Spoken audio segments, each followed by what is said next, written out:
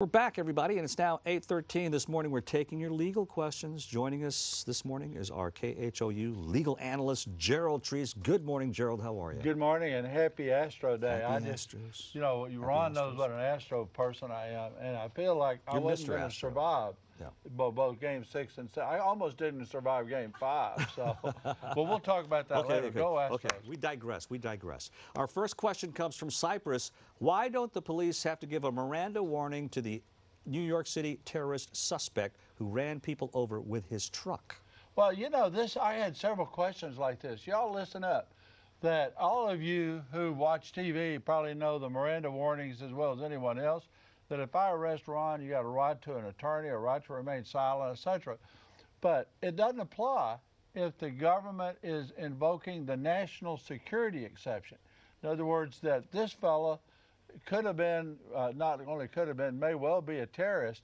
Those people don't have those rights, where the police have the right to say, who are you working with? Are there other such people as you that present a clear and imminent threat to us? So the answer in short is no.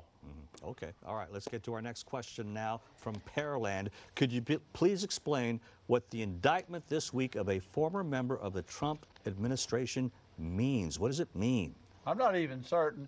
You know, I know how to answer this one. I had several questions saying not only the indictments, but a guilty plea. These are people that were involved in the Trump campaign. Folks, listen carefully. I'm a law professor. I don't claim to be one of the political pundits on the TVs that say they have it all figured out. What I do have figured out is the justice system. We're going to find out what happened. You know, I think this special prosecutor is doing his job.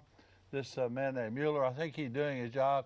And I tell everybody, the collusion issue and whether or not certain people in the Trump administration were behind it, we'll sort that out. But please, on both sides, everybody take a deep breath and think about the Astros for a day or two, because this man will figure this out. Deep breath, exhale. Okay, our third question comes from Spring. I received a citation in the mail from Humble, Texas for a red light camera violation. Do I have to pay? Because I thought these were no longer valid. Well, it's a great question because, Ron, it's not valid in the city of Houston. You remember we took those down after a lot of controversy.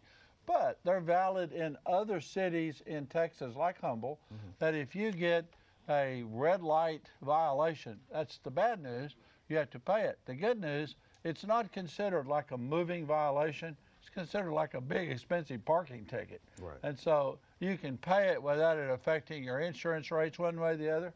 We had a lot of other questions, but at the end, can I mention one other thing? Yes. There's something going on amidst all the excitement of the Astro world, and that's the elections coming up. That's right. Don't everybody turn the TV off now when I said that.